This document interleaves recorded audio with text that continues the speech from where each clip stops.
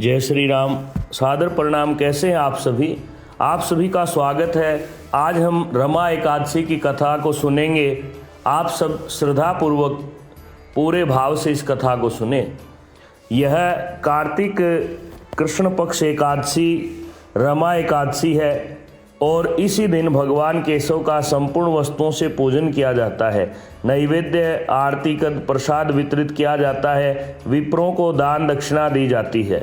जो मनुष्य इस एकादशी के व्रत को करते हैं उनके समस्त पाप नष्ट हो जाते हैं। धर्मराज युधिष्ठिर कहने लगे, हे भगवान, कार्तिक कृष्ण एकादशी का क्या नाम है? इसकी विधि क्या है? इसके करने से क्या फल मिलता है? सो आप विस्तार पूर्वक कहिए। भगवान कृष्ण बोले कि कार्तिक कृष्ण पक्ष की एकादशी का नाम रमा एकादशी है। यह बड़े बड़े पापों का नाश करने वाली है। इसका महात्म्य मैं तुमसे कहता हूँ, ध्यान पूर्वक सुनो। हे राजन, प्राचीन काल में मुचुकुंद नाम का एक राजा था। उसकी इंद्र के साथ मित्रता थी। यम, कुबेर, वरुण, विभीषण भी उसके मित्र थे।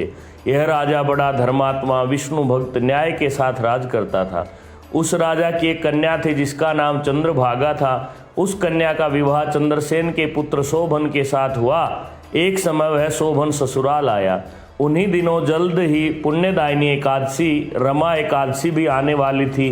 जब व्रत का दिन समीप आ गया तो चंद्रभागा के मन में अत्यंत सोच उत्पन्न हुआ कि मेरे पति अत्यंत दुर्बल है और मेरे पिता की आज्ञा अति कठोर है। दशमी को ही राजा ने ढोल बजवाकर पूरे राज्य में घोषणा करवा दी कि एकादशी को कोई भी भोजन ग्रहण नहीं करेगा। पूरा नगर उनकी बात की आदर करता था। ढोल की घोषणा सुनते ही शोभन को अत्यंत चिंता हुई। वह अपने कमजोर कृश शरीर से बड़ा चिंतित था। पत्नी से कहने लगा, हे प्रिय, अब क्या करना चाहिए? मैं किसी भी प्रकार भूख सहन नहीं कर सकूंगा।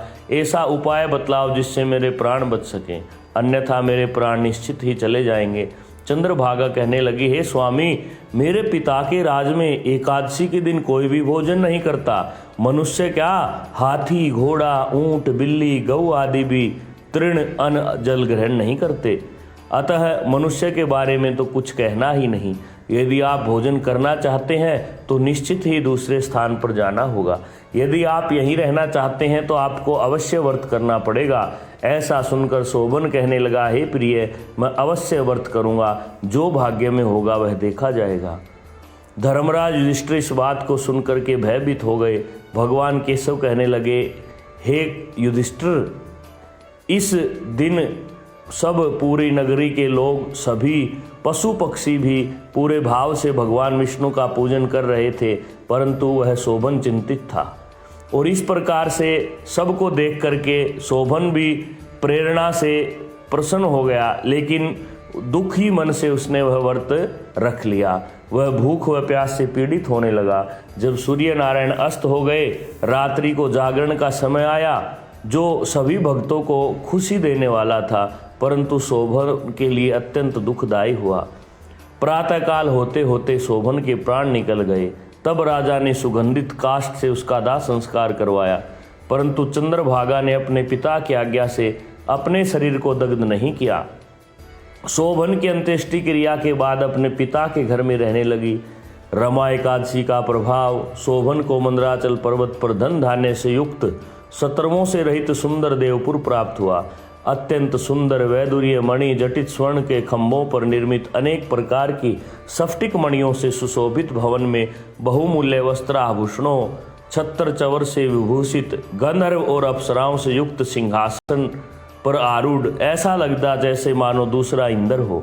एक समय मुचुकुंद नगर में रहने वाले सोम शर्मा नामक ब्राह्मण तीर्थ यात्रा करते करते घूमते घूमते उधर जा पहुँचे और उन्होंने शोभन को पहचान लिया और कहने लगा, ये तो हमारे राजा का जमाई शोभन है। उसके निकट गया। शोभन ने भी उसे पहचान लिया कि निश्चय ही आपने मेरा विवाह संस्कार करवाया था, मैं आपको प्रणाम करता हूँ। राजा को प्रणाम लेकर के ब्राह्मण बड़ा प्रसन्न हुआ और कहने लगा, हे राजन, मुझे लगता है आप हमारे राजा की पुत्री चंद्रभागा के पति हैं। ऐसा सुनकर राजा कहने लगे, निश्चय ही सब सत्य है।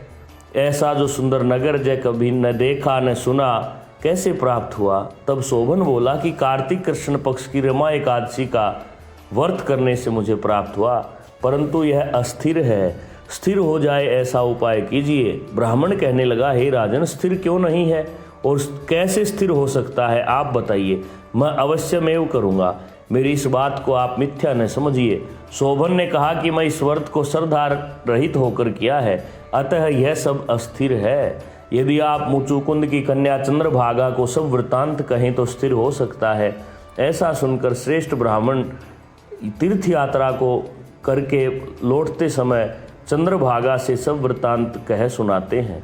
ब्राह्मण के वचन सुनकर चंद्रभागा बड़ी प्रसन्न हुई। ब्राह्मण से कहने लगी, हे विप्र देवता, आपने जो बातें प्रत्यक्ष देखी हैं या सौपन की बातें हैं। ब्राह्मण कहने लगा, हे पुत्री, मैंने महावन में तुम्हारे पति को देखा है, साथ भी किसी से भी अजय ऐसे नगर को देखा है। उन्होंने कहा है कि यह स्थिर नहीं है, अगर स्थिर करना चाहिए तो चंद्रभागा से मदद लेनी होगी। चंद्रभागा कहने लगी, हे विप्रदेव, तुम मुझे वहाँ ले चलो, पतिदेव के दर्शन की तीव्र लालसा है, मैं अपने किए हुए पुण्य उस नगर को दे दूंगी, वह स्थिर बन जाएगा। ऐसा कार्य कीजिए जिससे उनका हमारा संयोग हो।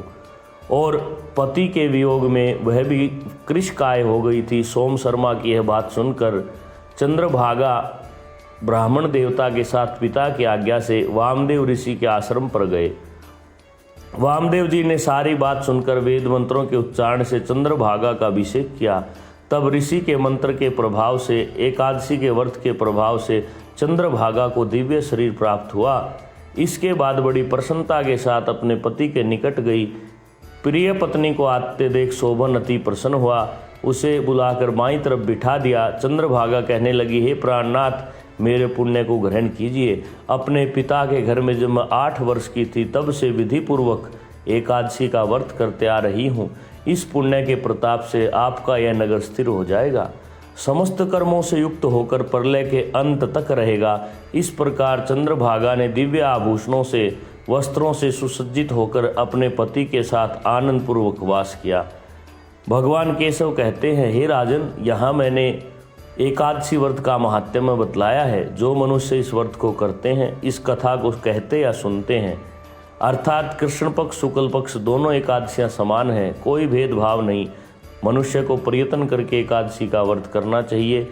वे समस्त पापों से छुटकर अंत में विष्णु लोक को प्राप्त करते हैं। इस प्रकार से रमा एकादशी की कथा संपन्न होती है। बोलो विष्णु भगवान की जय हो।